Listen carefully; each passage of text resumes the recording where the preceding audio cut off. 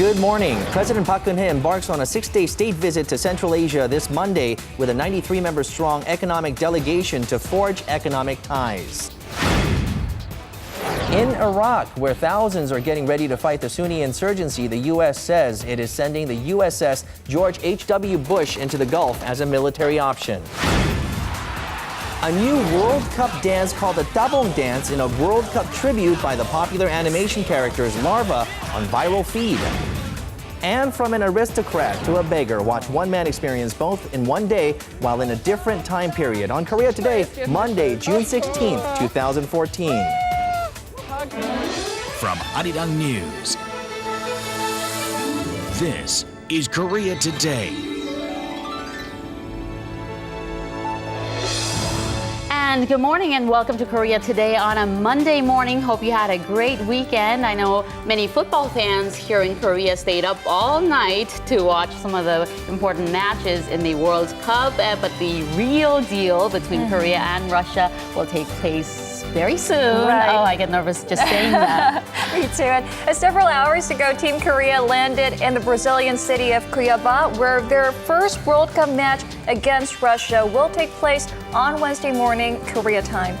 And that's right. The average temperatures for the month of June in that area ranged around 31 degrees with very high humidity, as the South American nation is known for its humidity. And of course, this is going to affect the players, so they need to get the right conditioning. That's right. And Coach Hong Myung-bo will reveal 15 minutes of their training, so hope no Russian journalists will be there to read their tactics. Right? We just hope they don't get sick this time around and just do well, stay healthy.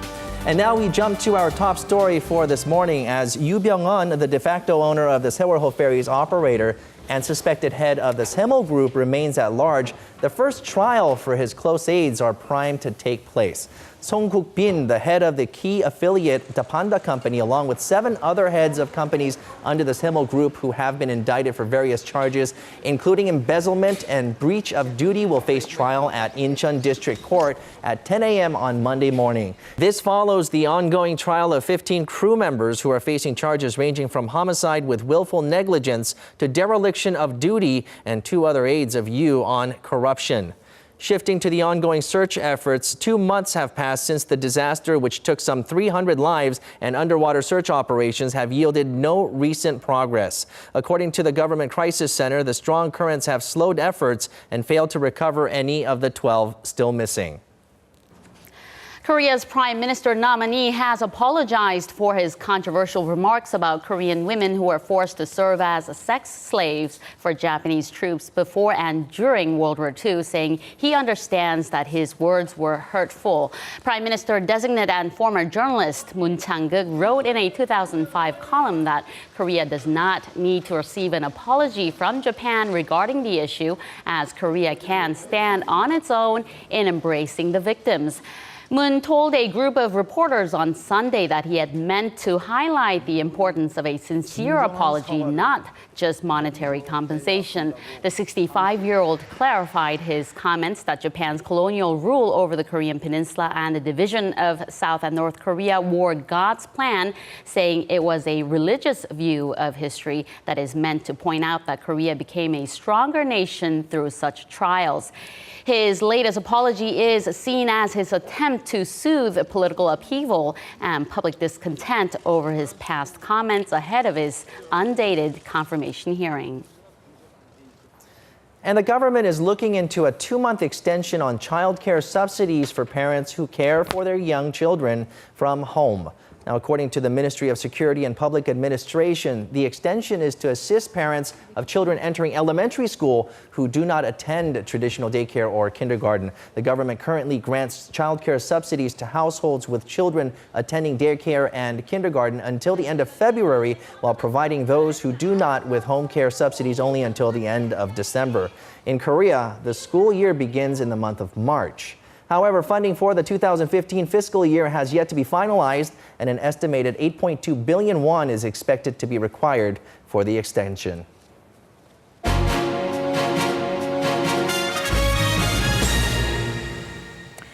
President Park Geun-hye will embark on a 6-day trip to 3 Central Asian countries, Uzbekistan, Kazakhstan, and Turkmenistan, later this Monday. Now, during her visit to the region, the president is expected to focus on seeking support for the Korean companies operating there and further expanding economic cooperation with these countries rich in natural resources. Let's first take a look at this next report. President Park Geun-hye is traveling to Uzbekistan today. This is her 4th overseas trip this year. She will hold a summit with her counterparts of Uzbekistan, Kazakhstan, and Turkmenistan. Expanding Korean companies' economic cooperation projects and summit talks will reaffirm trust and bilateral ties. This will be a turning point to further improve cooperation between Korea and Central Asian countries. The first visit is to Uzbekistan, which is a major importer of Korean car components and other machinery. President Park will hold summit talks with Uzbek President Karimov and reaffirm their strategic partnership. They will focus especially on the Sugil gas project and Telemarjan combined cycle power plant. The next stop is Kazakhstan, where Korea has invested most among Central Asian nations, with more than 250 Korean companies operating there. President Park and her counterpart President Nazarbayev will discuss ongoing projects, such as the Balkhash coal-fired power plant. Also, they will discuss measures to expand bilateral ties into the field of science technology. On the final leg of the trip, President Park is set to make a historic visit to Turkmenistan, the first Korean leader to do so. She is scheduled for summit talks with her counterpart. Since 2009, Korean companies have been making inroads into the country, with the recent increase in the exchange of human resources between the two countries. President Park's state visit is expected to strengthen their bilateral economic cooperation. All 3 nations are rich in resources such as oil, coal, and gas. The Korean government says the visits will be a stepping stone for the Eurasia Initiative. So President Park's trip to Central Asia is expected to serve as a big step towards her so-called Eurasia Initiative, which is aimed at creating a huge economic bloc covering this whole region and also setting up a peaceful foundation for a reunified Korea in cooperation with the countries in the region.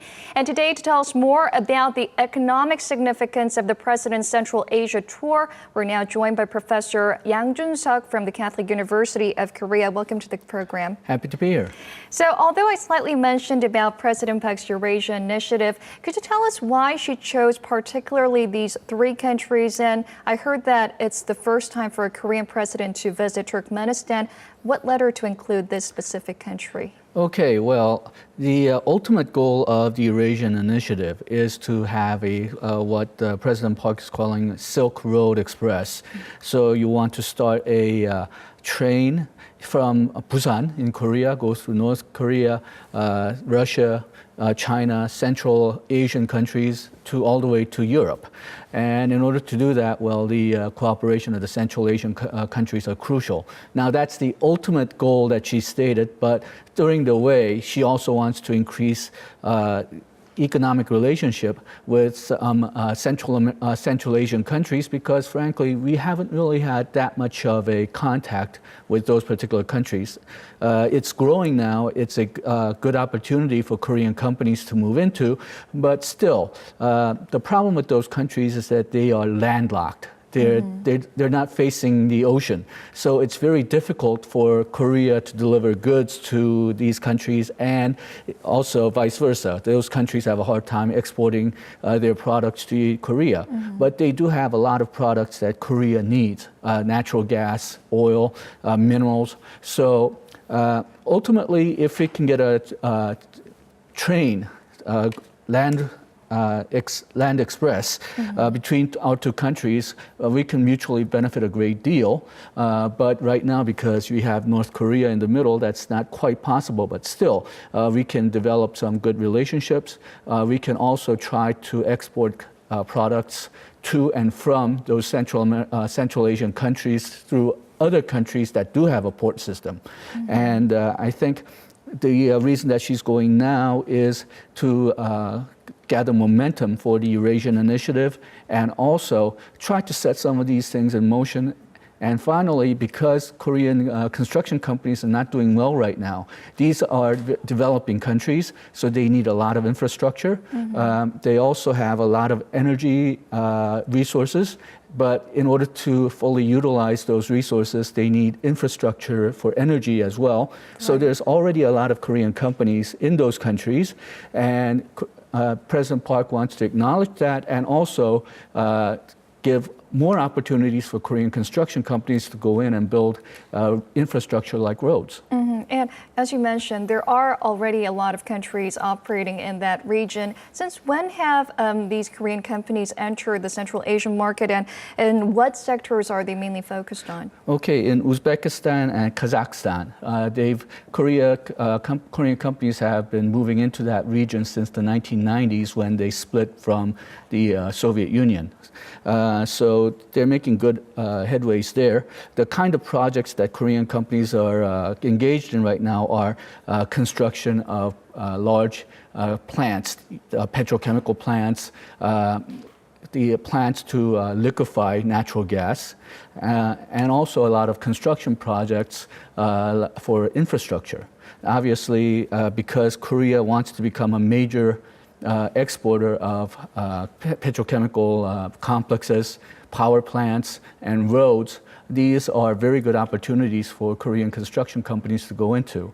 And also, it's also a very good place for Korean petrochemical companies to go into because they just have a lot of natural resources. And you already mentioned this, but Korea's main export items to the region are automobiles, chemical products, and while major import items from this region are centered around natural resources. Now, what kind of measures are the government pushing ahead with to further boost trade, and what kind of support is it providing for the Korean companies that are already operating there or planning to operate in the region? Okay, well, Korea is trying to develop more overseas development assistance to help these countries develop. Except for possible exception of Uzbekistan, these countries have not received that much Korean aid. Now, so when we go in and we give overseas development assistance, they can use that funds not necessarily to import services from Korea or have Korean companies move in, but just general development. And that would help them establish infrastructure, that would help them develop the economy so that they could become better customers for Korea in the future and better political partners for Korea in the future. So they're going to discuss a lot about the overseas development assistance that Korea can give. Also, the president's party has a lot of businessmen who are accompanying the president, and a lot of them are related to Korean construction companies and Korean petrochemical companies. And just having these people meet with government officials and business leaders in those countries will do a lot to help them spark ideas, see where each company can work with the other countries' companies to start some projects and develop various projects that can help both the Central Asian people and Koreans. So I guess there's a lot of cooperative projects between Central Asia and Korea to look forward to in the future. I hope so because, like I said, they're a very rich region, but they're landlocked, so they really do need a lot of infrastructure. Also, maybe they'll be looking for Korea to help them get better relationship with their neighbors because, well, these are landlocked countries, so they cannot export goods directly to other countries. It has to go through other countries. And some of the relationships are not very good. And perhaps Korea can use its diplomatic skills to maybe smooth over the past so that they can export more to Korea and other countries of the world. All right, Professor Yang, thank you for your insight today. Thank you.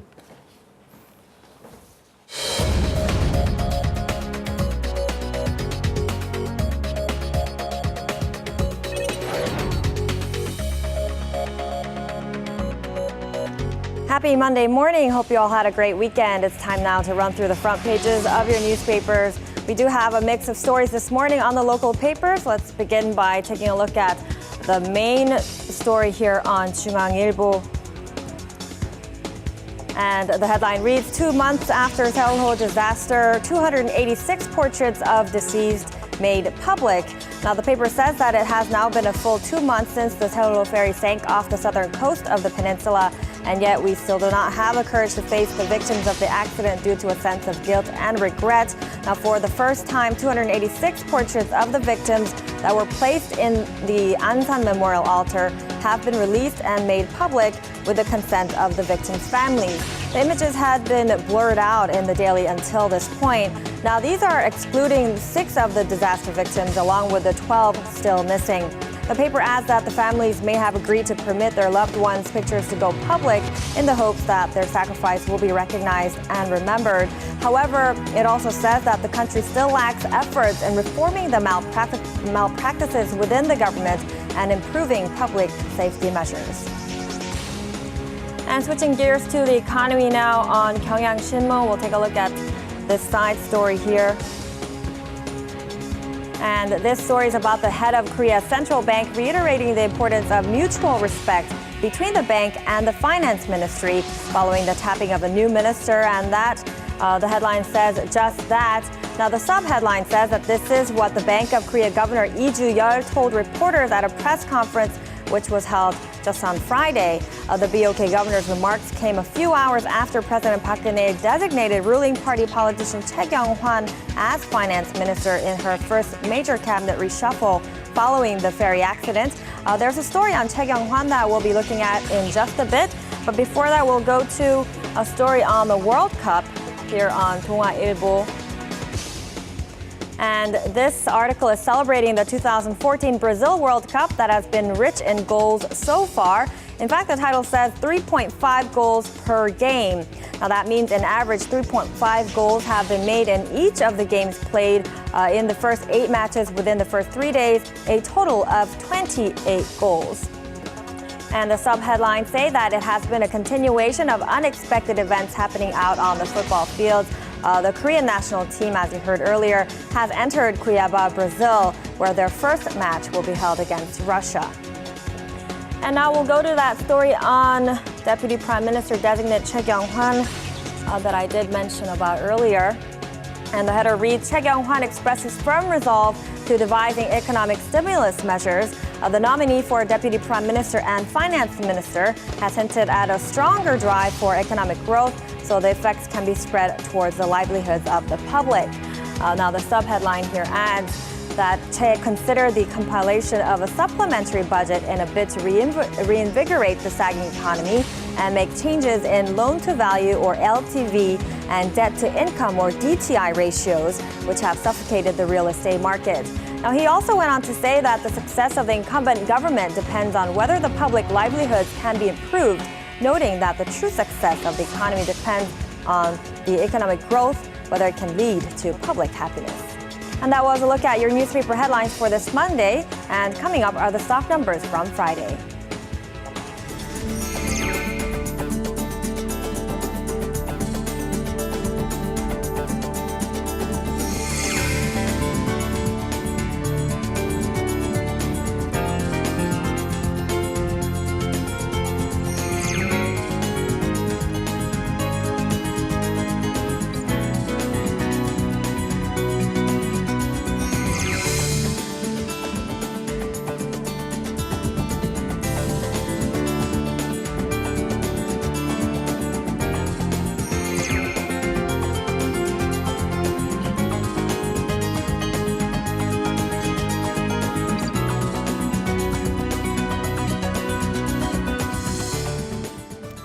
We are looking at some overcast skies across the country, but don't be fooled by the cloudy conditions. Midday highs will rise to as high as 31 degrees Celsius. That's Pretty right, hot. and that is going to drive the humidity levels up just a tad bit as well. We'll get more on today's weather with Chun Sung-cho. She joins us from Namsan Mountain. Good morning to you, Sung-cho. Good morning, guys. I'm reporting live up on the Namsan Mountain today. And yes, We're halfway through June already, and it seems like the summer heat is back during the day, doesn't it? As for the current conditions, we have overcast skies nationwide due to a high-pressure system over the West Sea, and some areas have heavy fog, so keep that in mind when you're driving on the roads this morning. Later in the day, more clouds will gather around the southern regions, and some parts of Jeju might even receive a little bit of drizzles later on in the evening, so let's take a closer look at today's forecast.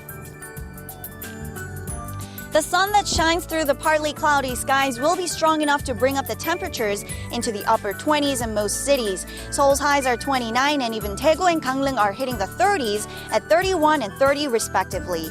Meanwhile, Jeju remains the coolest at just 23 degrees Celsius. And this is all for me with the weather update. Back to Minjung.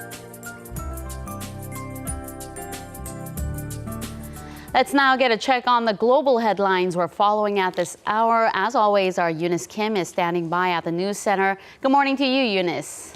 Good morning, Minjung. Now, this weekend saw more insurgency in Iraq, and the concern now seems to be that the country could be veering into a civil war.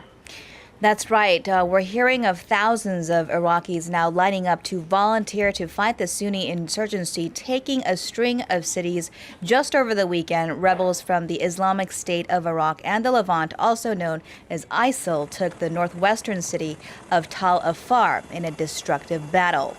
At the moment, it appears ISIL is tightening their grip on the north. This as U.S. Defense Secretary Chuck Hagel ordered the aircraft carrier USS George H.W. Bush to the Persian Gulf on Saturday in case Washington decides to pursue a military option. Now, on Friday, President Barack Obama underlined that American troops will not be sent back into combat in Iraq and that any military aid will need to be matched by, quote, a serious and sincere effort by Iraq's leaders to set aside sectarian differences. Now, Korea has not been immune to this story. On Sunday, the Korean government convened an emergency meeting to discuss the potential danger to Korean companies doing business there, as well as the potential negative impact on the Korean economy as a whole. Afghanistan has wrapped its second round of presidential elections in what would be the country's first democratic transfer of power in its history. And as votes were being tallied, the camps of both candidates are saying by their count, they are leading. In the running to succeed President Hamid Karzai are Abdullah Abdullah, a former foreign minister and the clear frontrunner in the first round of the polls, and former World Bank economist Ashraf Ghani. The vote was held in the midst of Taliban violence that killed more than 60 and injured dozens of others. Election authorities say 7 million Afghans came out to vote by an early count. And finally, let's talk about China and Vietnam. Now, the relations between these two countries have seen better days. Now, high-ranking officials from the two countries are set to meet this week in search of common ground. Tell us more. That's right. This will be the highest level talks since May 1st. That's when China's deployment of a giant oil rig in disputed waters near Vietnam sparked outrage in Vietnam, you'll remember. Now, neither foreign ministries made a public announcement about the meeting, which experts say may indicate the government's fear of a public backlash. Now, Tuesday is the reported date for the meeting as Chinese State Councilor Yang Jiechi lands in Hanoi for an annual dialogue on bilateral issues. Topping the agenda this time around likely will be maritime tensions in the South China Sea. And that wraps up the global headlines we're following this morning. And coming up later on Korea Today, a new dance that will show your support for the 2014 Brazil World Cup, followed by ball handling that makes your jaw drop, then a parody of the world-famous Hangover, and a drum beating that's just too cute. Get the scoop on Viral Feed.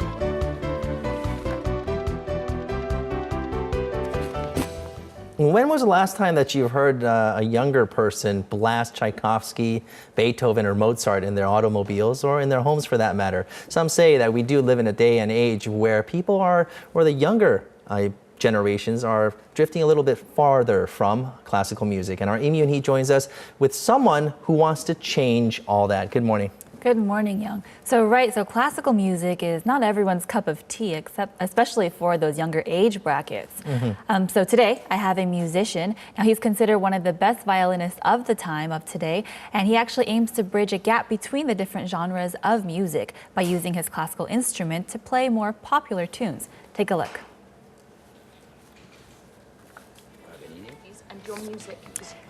He was considered the most celebrated violin virtuoso of his time, and forever left his mark in the realm of classical music as one of the pillars of modern violin technique. Niccolò Paganini lived and breathed violin in the 19th century, and almost 200 years later, he is revived through the movie The Devil's Violinist. But it's the actor playing the role of Paganini who has captured today's audience. David Garrett is a violinist of unmatched accomplishments and is considered today's modern-day Paganini. His record-breaking German pop and crossover creations have led to worldwide fame. And now he's taking his music to the international stage through his brand new crossover concert, set to touch down in Korea this week, where he'll be playing his unique takes to popular rock and roll hit tunes, like AC/DC's Thunderstruck and Metallica's Master of Puppets. Not the songs you would expect to see performed by a Stradivarius, but Garrett shows that the violin isn't limited to just classical music.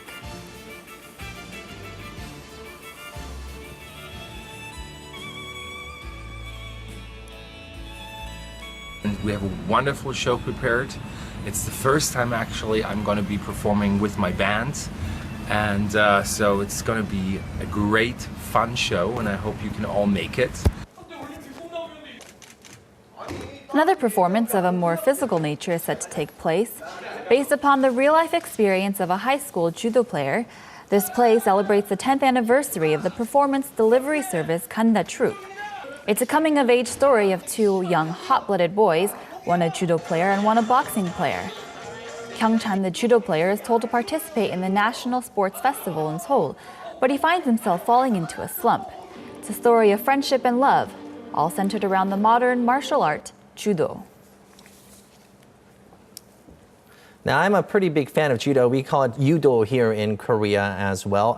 It's a very physical sport, and when you look at the performance, it does look like they're not actors. I mean, they're actually the athletes themselves. Right, so all of these actors were actually trained in judo and in boxing as well, so they can make the performance look very realistic. But you know, actually this performance or this play was written by the writer's experience with judo, his personal experience in high school. And so it's a play that many people can actually, you know, connect with, and it's very relatable.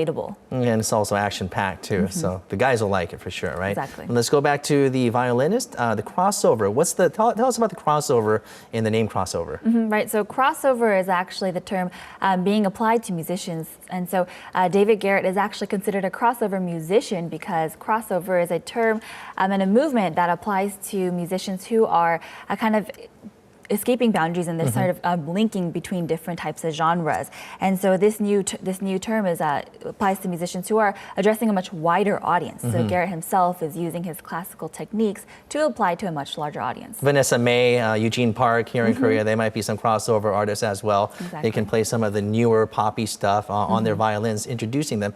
And David's also got Mr. Garrett's got the looks as well. Very good looking man with the long blonde hair. Wow, I'm sure he'll be garnering a lot of fans. And his shows are considered very popular. You know, he's very exciting. You saw in the report all the fireworks, the action. It's a very exciting, very invigorating show, very fast-paced. So sounds great. I'm sure it'll be exciting. All right, thank you very much. My pleasure. All right, still ahead on Korea today, going back to the Chosun period. Now we have one foreigner who's in Korea who wants to experience a bit of both worlds, from an aristocrat to a homeless man or a beggar. Now he's an Englishman in Korea, Samuel Igoe. He's gonna take a journey to the past. That's coming up on Korea Today.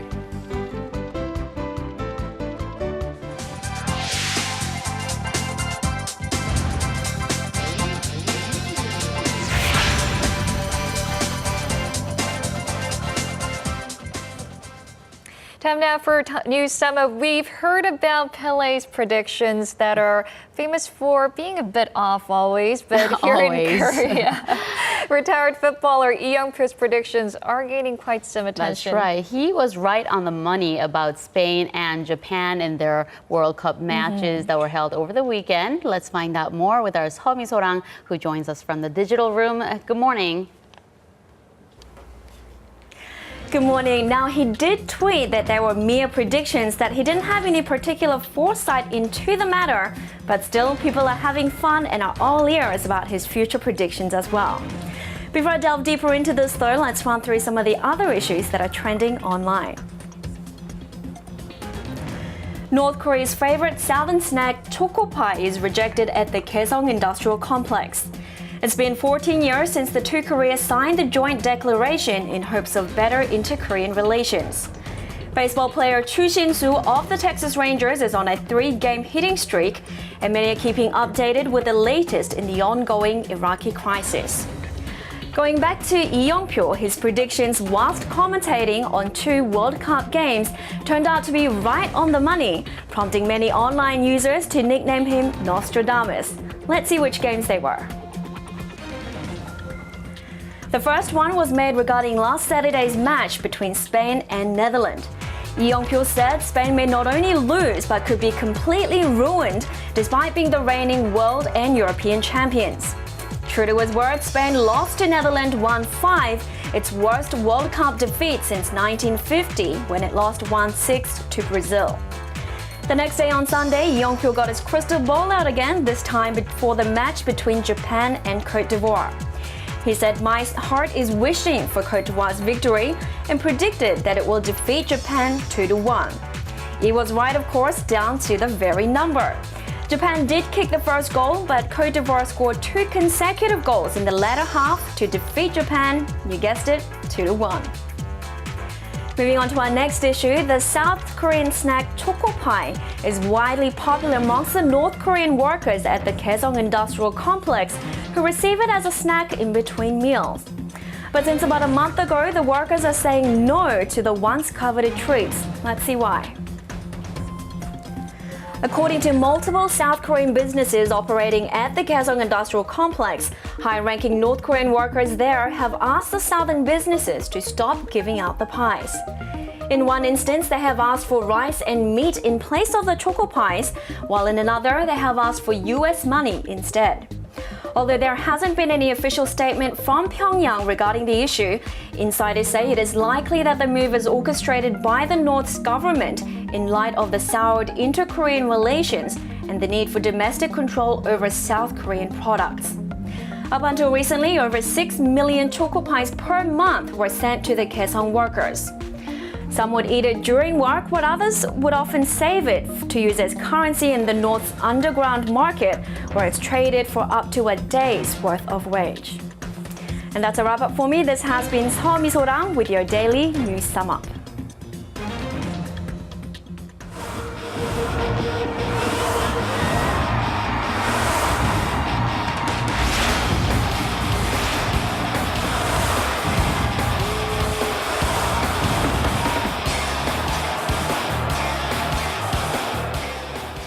And a good Monday morning to you all as we continue on with our 2014 Brazil World Cup coverage, starting off with the upcoming Korea-Russia match set to take place in a few days. And with the referee for the upcoming match all set, both nations might need to be a little cautious during the 90 minutes of play. Now, Nesta Pitana, who became a FIFA referee starting in 2010, will be calling his first World Cup match in the Korea-Russia match later this week. However, it seems like both nations will have to be cautious during this match, as the 39-year-old referee is known to give a lot of cards. In the 4 World Cup qualification matches he was part of, he gave a total of 24 yellow cards. Not only that, in the Argentinian league, gave out a total of 138 yellow cards in 26 matches, averaging more than 6 cards per match.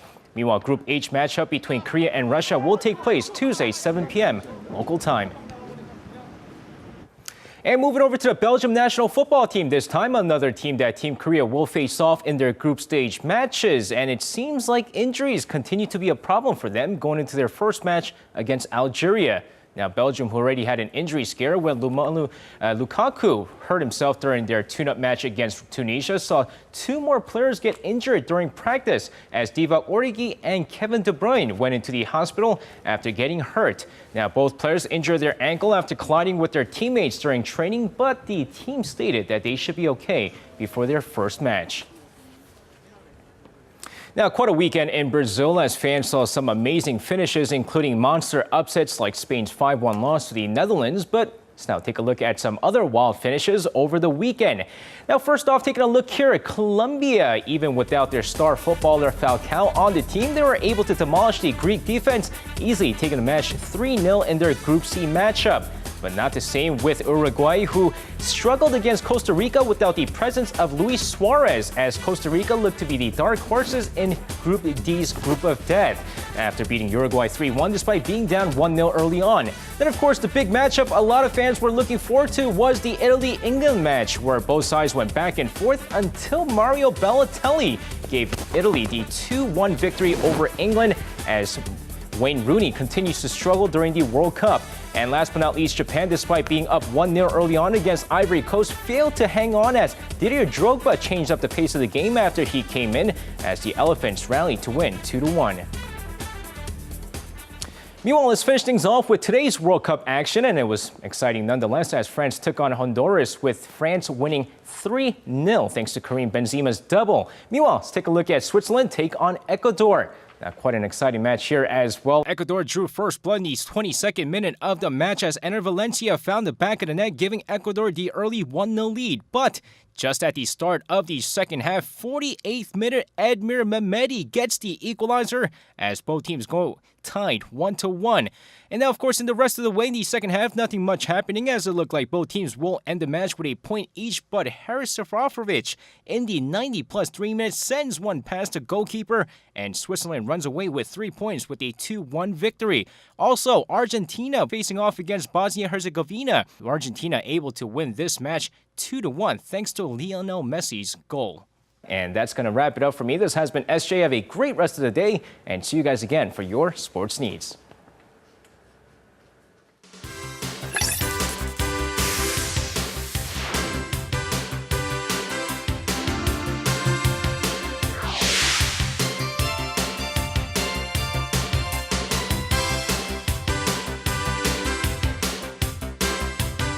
Good morning, everyone. I'm Simon O, and that, of course, means it's time for this week's Viral Feed, where we're going to have a look at some of the hottest reels and topics online last week. Now, there are a couple of great stories that we're going to get you today, so let's get started right away. For our first story, I don't know if you guys have heard about this or not, but there's something new that the kids are sort of getting into. It's called, what was it called? The World Cup? Does this strike a bell? It's been a bit of a topic lately, so we're going to start off with a little bit of soccer talk. Now, what's the best way to show your support for your team? A cheer song or a fight song? Now, Korea is known for being really, really good at these, and now we have a fight song that goes along with a dance. It's pretty catchy. Let's check it out. Now, we start, as you can see, at this stadium. It looks pretty good, and we see the characters of the hit animated series Larva. And as you can see, they're getting ready to groove at this World Cup stadium. The crowd's getting into it. And here we go. We have an easy tune. We've got easy lyrics, easy moves that, I don't know, maybe even I could, follow this one. It's not that high. You have your thumb up and you have your hand on your hips and then you shake to the music. Oh, I was about to say, I can't do that with my tongue, Simon. That part might be a little bit difficult. Now, you chant dabong, which means awesome, or it's like a slang term for, great here in Korea. And as you can see, it does have a meaning. There's truth behind that statement. Now, you may or may not know this, but in Portuguese, dabong or tabom literally means yes, or okay, or I'm good.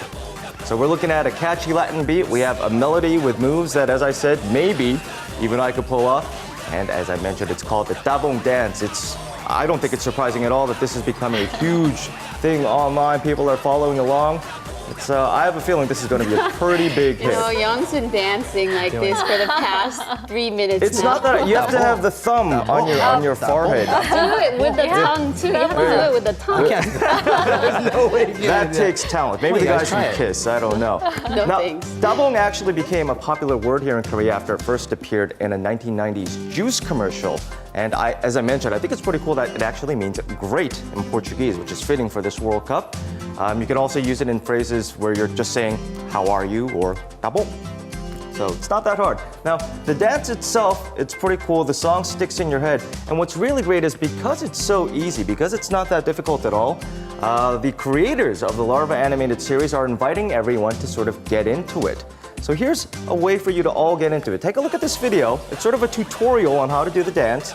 So this is, I guess, the second version where you do it without the tongue. So if you're using your arm instead. Also, you're supposed to put your thumb over your head. Yeah, and instead of the loser sign, which we know from many years back, you have the thumbs up, which is much more positive. They're running a contest that began last Friday the 13th. It's running for 15 days.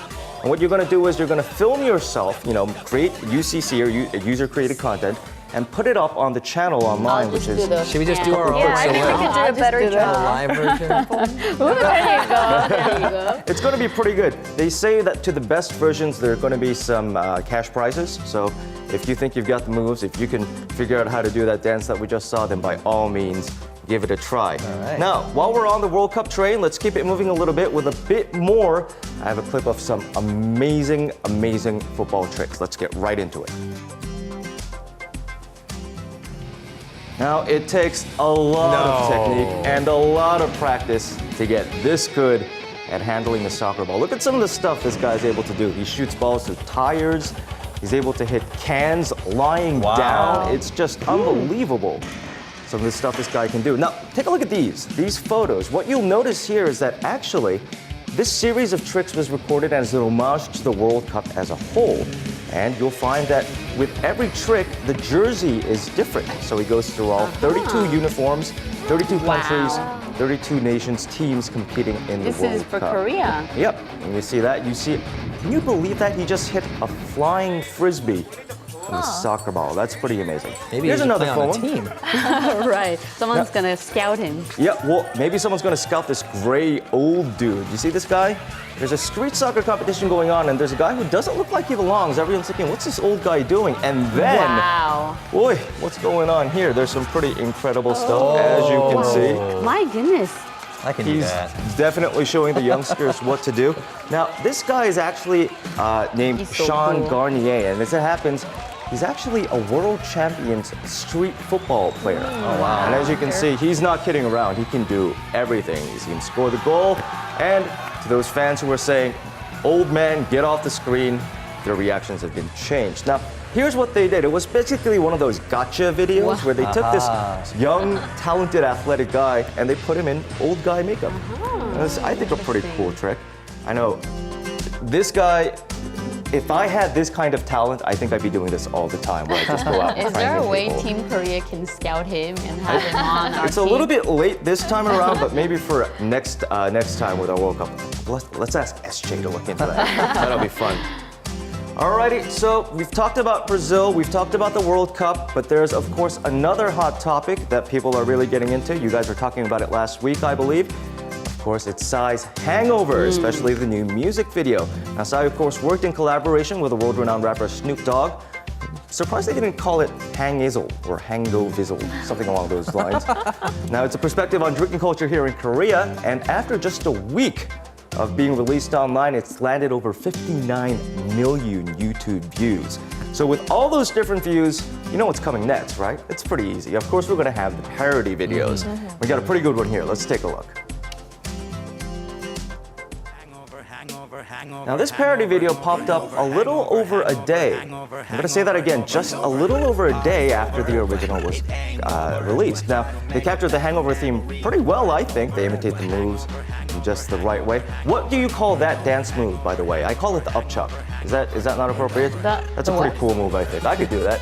Now, what they do is they focus on the parts of drinking culture that have international fans all amazed with this video. Now, here's the really amazing thing. Now, I mentioned this in passing before.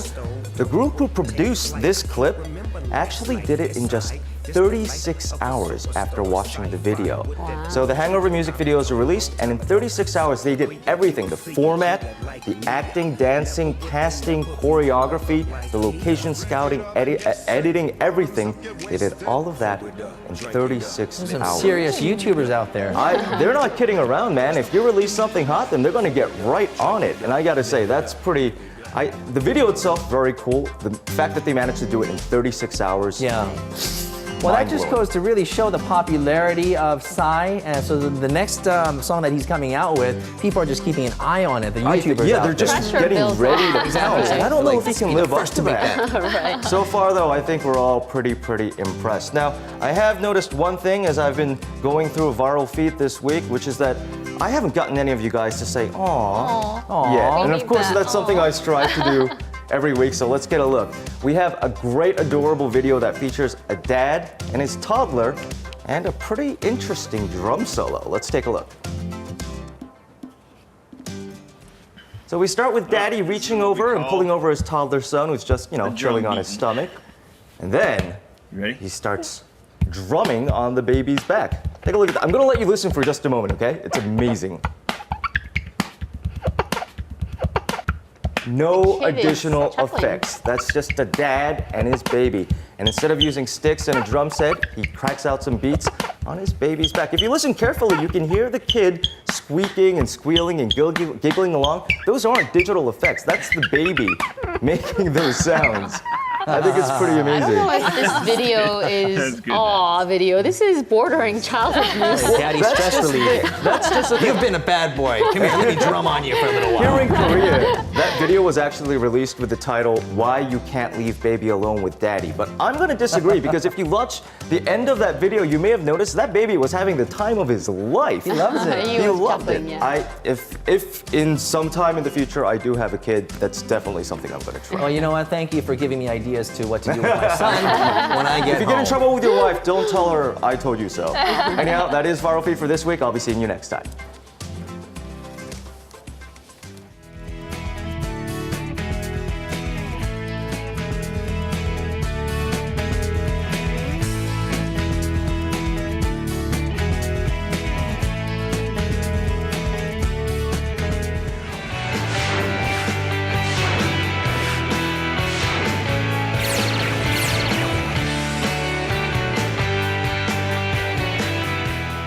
All right, and today's Ins and Outs, we're going to feature a foreigner who's going to play two different sides. Very, I would say... Polar opposites. Polar opposites, exactly. That's the word there, right? From being an aristocrat to being a homeless man. And our Chamina joins us with more on this. Good morning. Good morning. Good morning. Yes, today our guest on Ins and Outs is Samuel Igoe, who is from England, and he wanted to go to the past. So we're going to see him and join him as he takes a journey to the past, to the Chosun dynasty, to be specific. Let's take a closer look.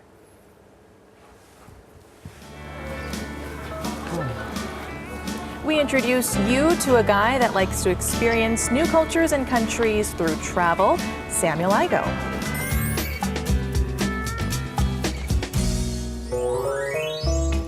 After arriving in Korea, he's had a keen interest in one particular part of our culture. I'm really interested in the Chosun dynasty, and as a foreigner, I would really love to be able to experience what it was like living there in the past. So, Ins and Outs, if you could make, this dream come true for me, I would be so grateful. This is a tough one. The Chosun dynasty reigned the peninsula from the late 14th century to the early 1900s, and it was a Confucian time that had enormous cultural and historical effect on shaping the state. Those times are preserved in many ways, one of which is the Korean folk village. Welcome to Chosun. A special festival was taking place here, one where some social classes of the Chosun period were represented by characters who were chosen beforehand through auditions. Here they're getting ready. Wow. Behind the scenes, where all the Chosun magic happens. There was a strict class system back then. The ruling class, nobles and scholars, aristocrats, the farmers, merchants, and skilled laborers, 상민, and the lower class, help, courtesans, and beggars, 천민. Sam got to skip the auditions and take part in this festival thanks to Ins&Outs. I've watched a few Korean dramas, and do you know Tomin-jun? Yeah, I'd really like to be like him, like a nobleman, the zombie, I think the Korean word is, yeah. How would our Englishman Sam look as a classical scholar? Ta-da! Samuel, the Chosun scholar. Not bad. Even compared to Tomin-jun, not too shabby. Next, Sam was escorted to what would have been an upper-class traditional home. 네, 선비는 이쪽 위에 올라가셔서 책도 읽으시고 관람객들이랑 사진도 찍어주시면 돼요. Sorry, is his nose 좋습니다. supposed to be that red? He's the drunk guy. 신발 벗고 올라와야 돼. 진짜요? 몰랐어요. 죄송합니다. See, now we know he's faking it. Even before setting foot in the house, he was called out on a mistake, and it wouldn't be his first.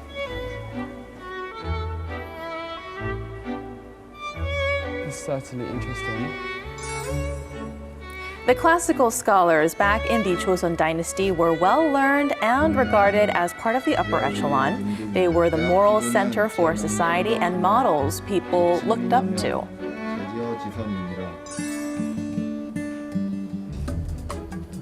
There was a certain dignity associated with the role and a lot of restrictions. 쌤, 네? 선비는 그렇게 부채질하면 안 돼요. What am I supposed to do? 선비는 부채질도 천천히 해야 돼요. Sam had to watch his posture too. 쌤, 네? 선비는 다리도 그렇게 하면 안 돼요.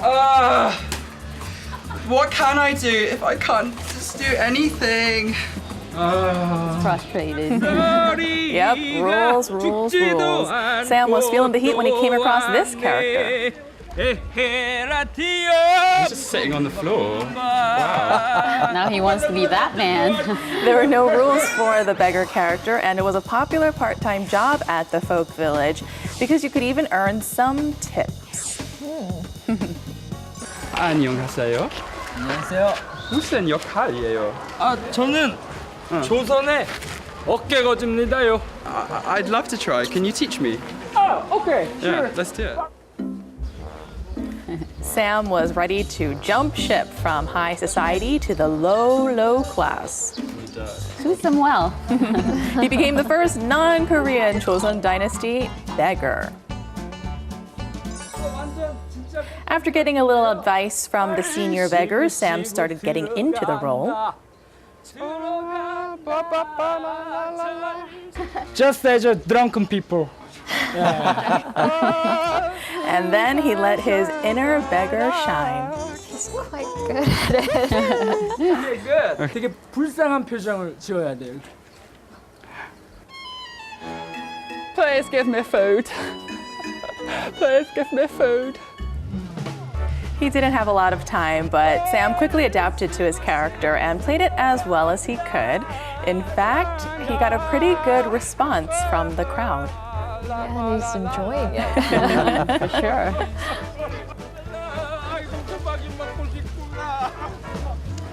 He followed the senior beggar's lead and got a refreshing treat in the process. But his initial thought of just sitting there wasn't exactly right.